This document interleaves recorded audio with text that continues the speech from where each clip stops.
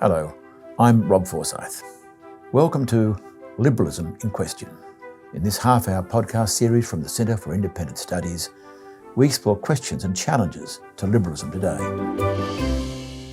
My guest today is Warren Mundine. Warren Mundine is, as he said to me in my read-up, something of a Renaissance man. He is a businessman. He is an author. He has been the president of the Australian Labor Party and a candidate for the Liberal Party. He's just joined the Centre for Independent Studies and starting a program there. A very busy man, and I'm delighted to welcome you to this podcast, Warren. Thanks a lot, Robert. It's a pleasure. Let me ask you, what do you take liberalism to be, and why is it valuable if it is?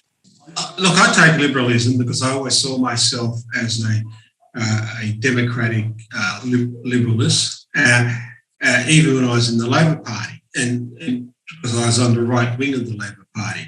I see it about the having the environment and the opportunities to and the freedoms that you get. So, for instance, when the opportunities is that you're able to you're in charge of your life. You have the freedom to take the opportunities that are out there to pick the one you want to go in the course of, and you have an opportunity to go from a working class boy like myself to a business owner and to have the opportunity to go to university and a wide range of other areas to go. It's also about freedom of speech. We have this opportunity to be free from not all government controls, because we need to have some government controls in regard to policing rules and stuff like that, and the protection and safety of the community. But you're able to give your views and have discussions and debates about them. You're able to have freedom of movement and freedom of associations. You're able to have freedom of conversations. And of course, in a liberal democracy, you have the opportunity to elect your representatives into the parliaments, the legislators, to make the laws of the land. And you have the opportunity to elect them out as well. And you have all these amazing freedoms that you can have. And that's what I see liberalism as. And you also have a liberal economy. So you're able to set up a business and you don't have too many restrictions and taxations on you. Now, have you always been so positive about liberalism? I mean, or have you come to it over the years? I didn't quite understand what it was. When I was a young man, of course, and in my teens, I was very much a Labor person. A centre-left type person, still very much in the right wing of the socialist Labor area. But as I got older, and especially when I went to university and did some study, I did a business management stuff, I realised that I've always been a liberal person.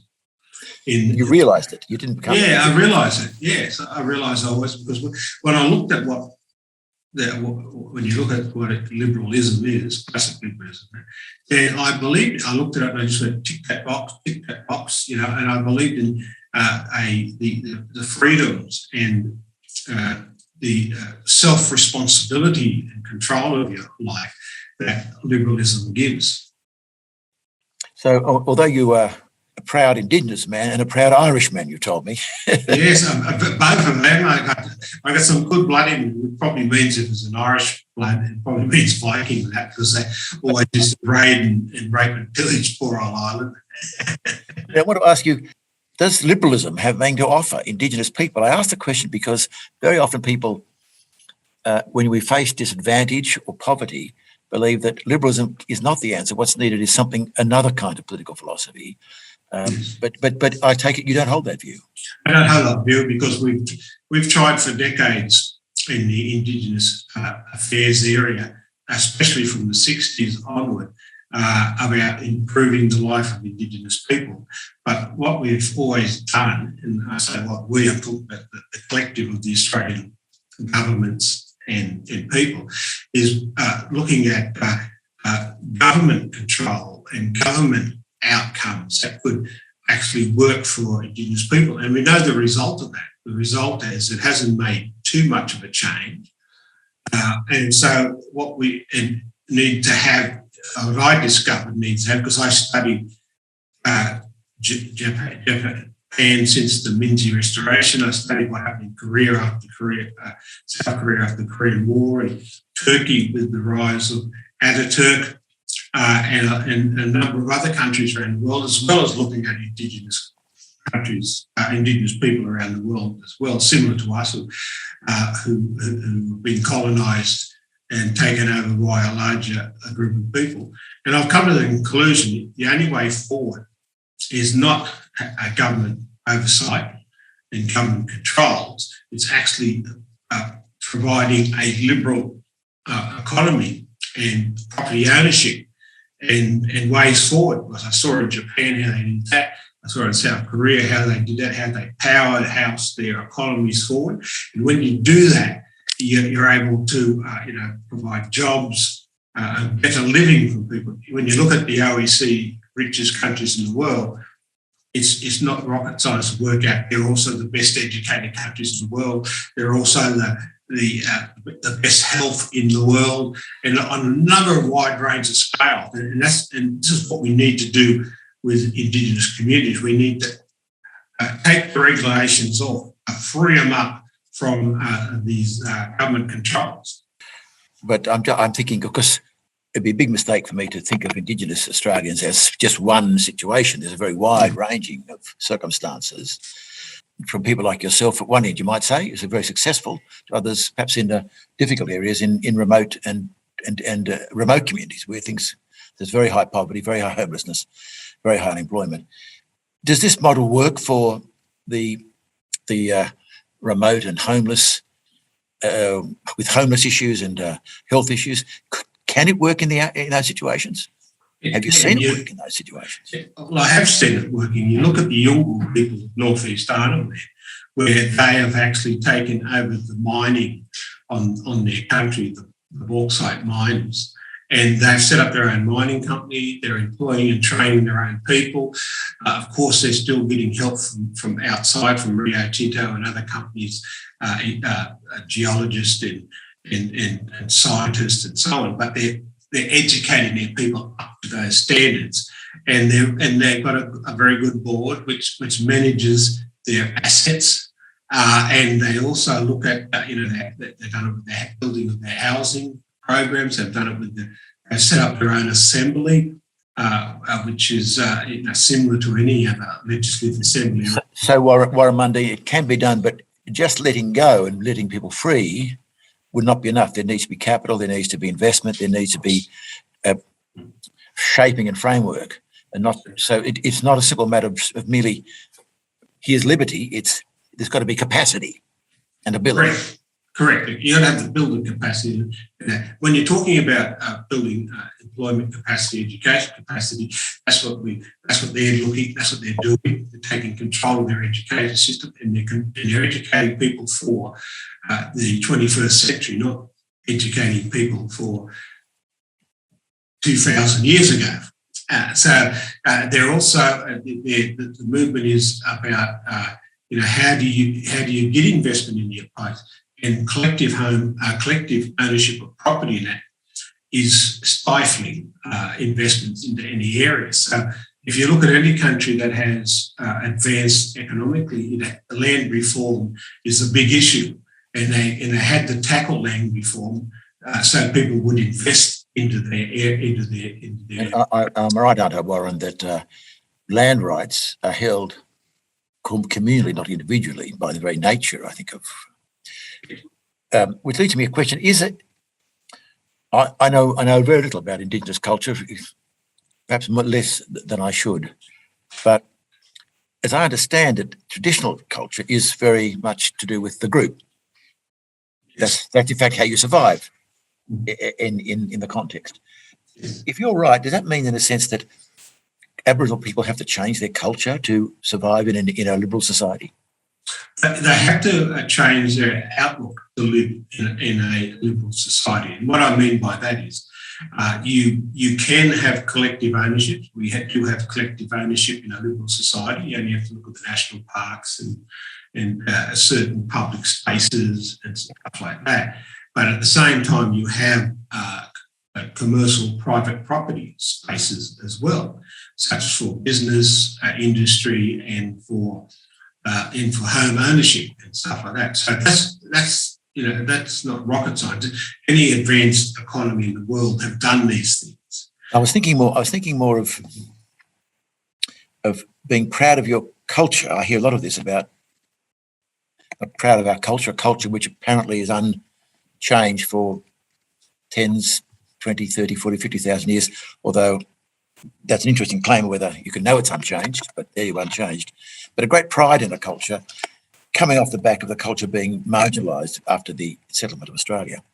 Can you maintain a pride in Aboriginal culture and value your culture and yet take part in a very different world of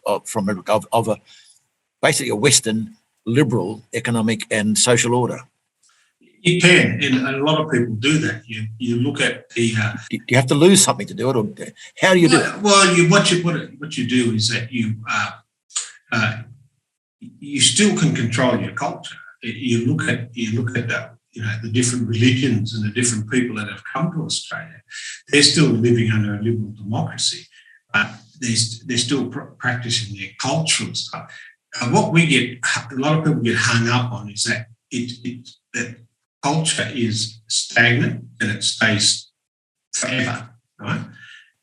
That's in certain circumstances that is true, but at the same time you can still have that within a liberal democracy, because a liberal democracy allows you to practice your religious beliefs, your cultural beliefs, but at the same time it has a private property sector as well as a public property sector. And in that they can operate hand in hand for the benefit of the community. The idea that the community controls everything. So you've got a community of, say, 1,000 people. They have to vote on everything that has to happen within that. That it is a bit mind-boggling. So even the Nyunggai people have actually got their own assembly of the elected leadership there that make, it's like representative government that makes decisions on behalf of the citizens, so to speak. Yes, so it's in a sense all of us have to evolve our culture as the society we're in evolves.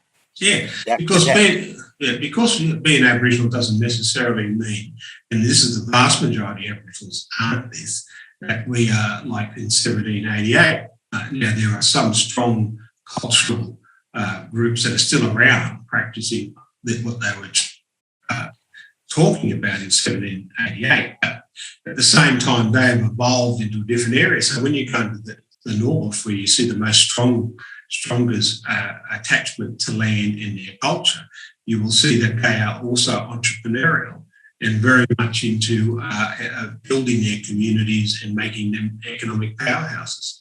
I'm Rob Forsyth. This is Liberalism Question, and my guest today is Warren Mundine. Warren, what you've just said to me about the value of liberal and entrepreneurial behaviour, freedom amongst Indigenous people, is not the narrative I'm hearing much of. I'm hearing a different narrative. Are you a lone voice or a minority voice? Well, I wouldn't say I'm a majority voice or a minority voice at all.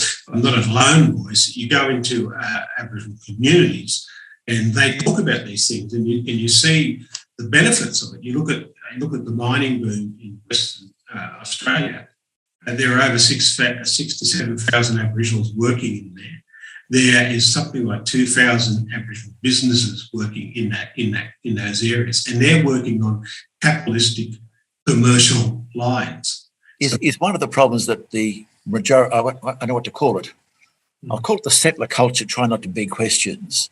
In a sense, having neglected and abused, now very concerned to restore and deal with the issue of the disparity which can occur between Indigenous and non-Indigenous. Are we still imposing our solutions then, what we think is best for you, and therefore not allowing this freedom that is needed? Look, in regard to a government and legislative approach, yes, you're 100% right. What is, like Einstein is credited with it. I don't know if he said it. The first sign of madness is that you do the same thing over and over again, hoping for a different outcome. So in a policy legislative approach has been doing things the same for the last 50 years. And we look at the closing the gap figures, it hasn't had much improvement. There has been some success, but the biggest success in the Indigenous policy area has been the economic success in regard to setting up Indigenous businesses and getting them to compete in the marketplace. And that's been a massive success.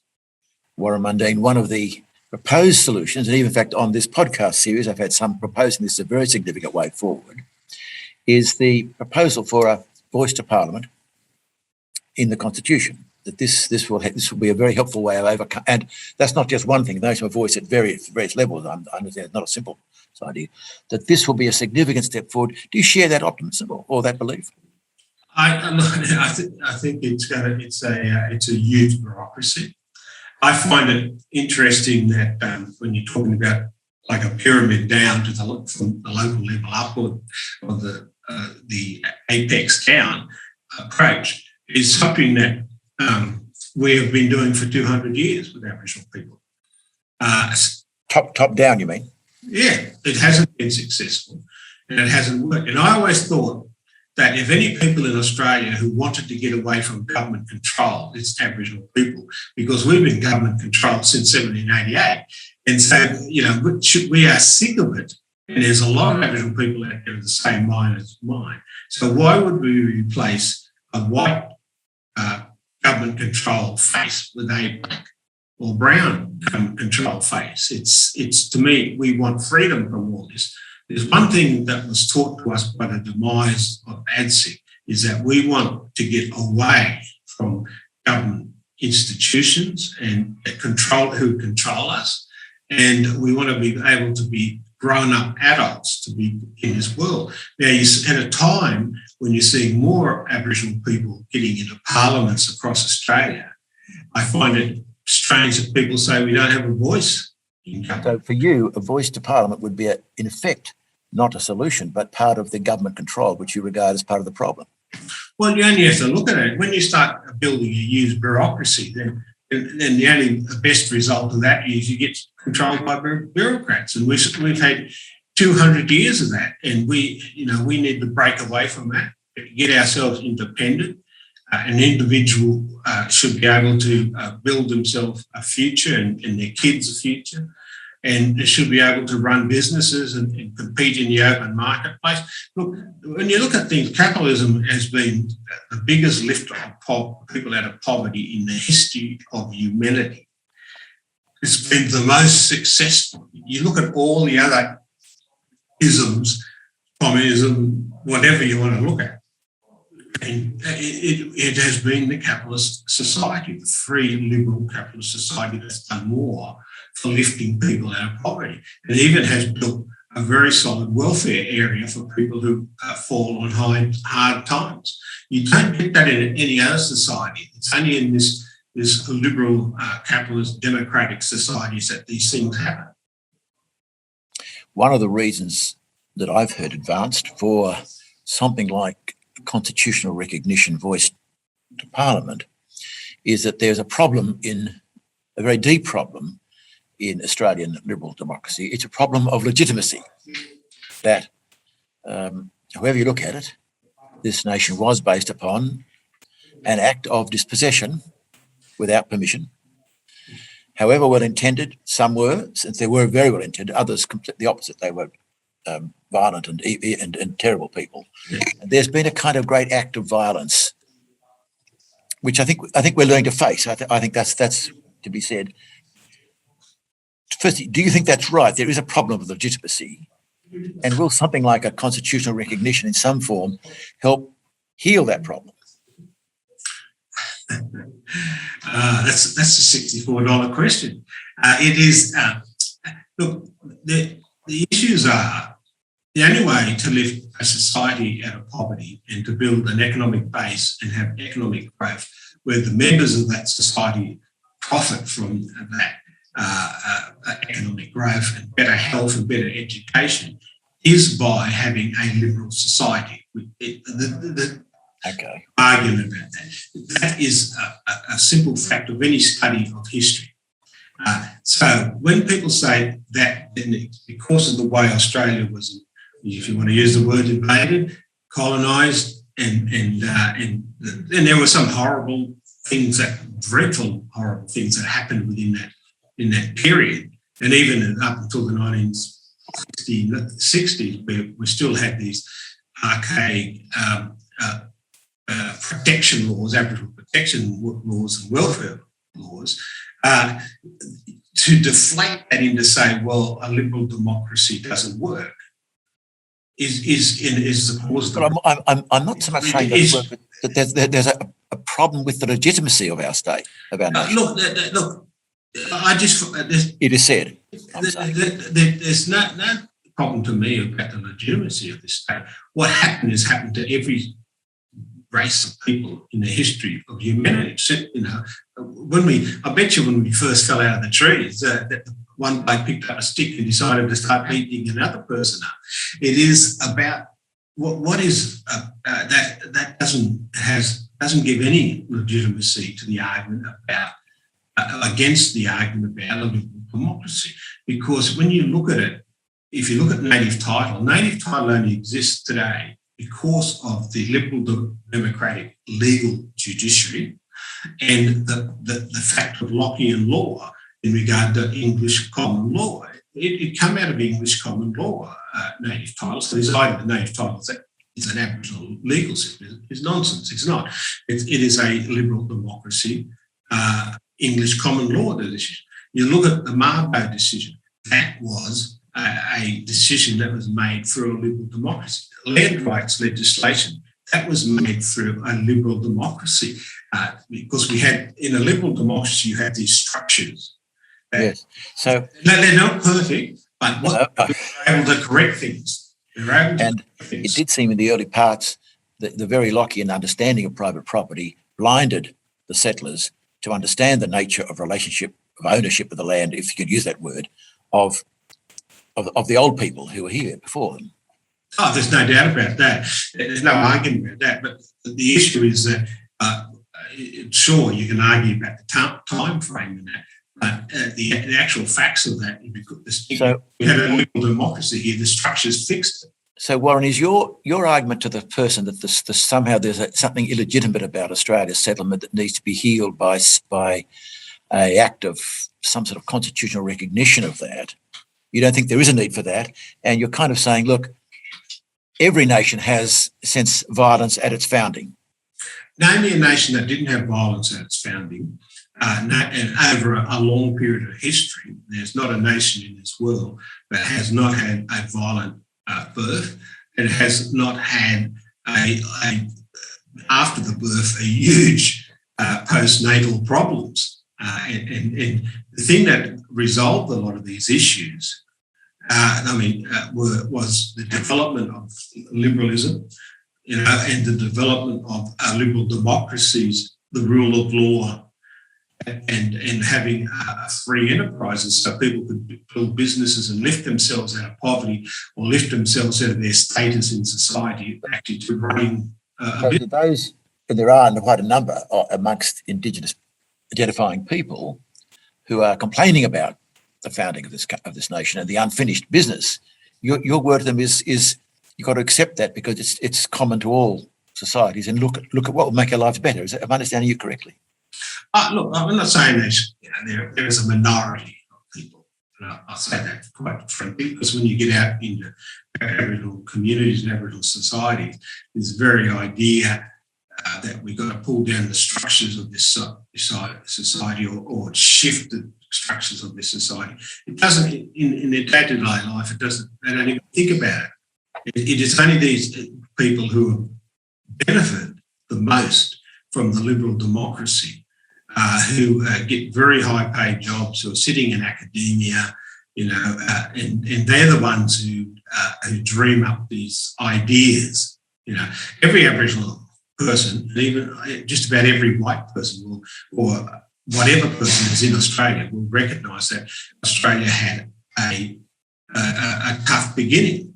But, and I put that politely, there were horrible things that were done. There were taking of people's country, destruction of languages, destructions of human beings, rape, pillaging, and so on. No one disputes that. Everyone recognises that. But then to jump across to say, well, okay, liberal democracies don't work for Aboriginal people is a massive. Do you think, you say no one disputes that? There was a phrase coined many years ago, decades ago, called the Great Forgetting, when there was a time when I think Australians did forget it in some form, and there's been a lot more discovery. Do you welcome that a more honest look at these issues, even though you're saying they don't delegitimise for a moment the world we've now got, the liberal society we've now got? Well, it's the best society in the world, the history of mankind. But I mean, do you welcome the research into the early years? Oh yes, of course. As a way of going forward in some way. Well, you've got to recognise your history. History is one of these boring old things that it's just there.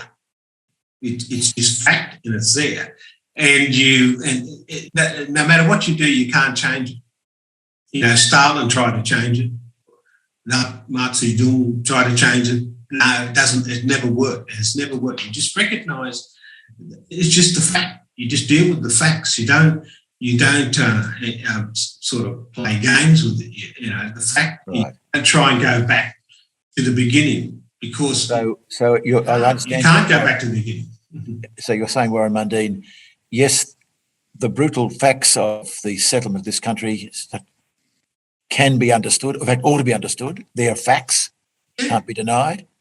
And you welcome that. At the same time, you're saying that does not for a moment take away from the strengths of the liberal society that eventually arrived in a form with those invaders or settlers. Well, because you look at what happened since. No society, humans, as soon as you put human beings in charge of anything, it's not a perfect society to start with. There's no perfect society. Everyone talks about a utopian dream, about a utopia, but when you put a human being in there, it's not. It's like Churchill in his description of democracy. It's the worst form of government in the world until you look at all the rest. No one's arguing the case that it's perfect, but what we're arguing is that the structures that you put in place are the things that help you to improve. And even judges admit that. Judges are not perfect. They'll say that because they have appeal courts. Yes, I understand. Mistakes can be made. They can check on that just to make sure it was right or wrong. And that's an amazing structure. Now, as we've got, unfortunately, my time is passing very quickly. It's been very, very interesting indeed. Can I ask you, Warren Mundine, are you optimistic both for the country as a whole and for the place of Indigenous people in the country? Oh, look, I have no doubt about it. We have a great country, and we are moving rapidly ahead. One of the things that I say to people, and it's not only me that says, everyone says that in a Western democracy, people aren't getting on boats and leaving the place. They're actually getting on boats and coming to the place. They're voting with their feet. Yes, that's the word. And do you hope that things like the gap will be closed? Do you think there could be a revolution in Indigenous affairs that might bring actual outcomes? Yeah, there is, and it's happening right now. A lot of Aboriginal people are opting out of these nonsense debates about racism and all this other stuff, and they're actually getting out there, building their own businesses, running their own businesses. They're failing as well as being successful because it's a risk. And then when they fail, they get off their knees like everyone else does and have another go. These people are the true leaders and the true people who will lift Aboriginal people out of poverty, and they will be the ones who will close the gap. Thank you very much, Warren Mundine. This has been another podcast in the Liberalism in Question series from the Centre for Independent Studies.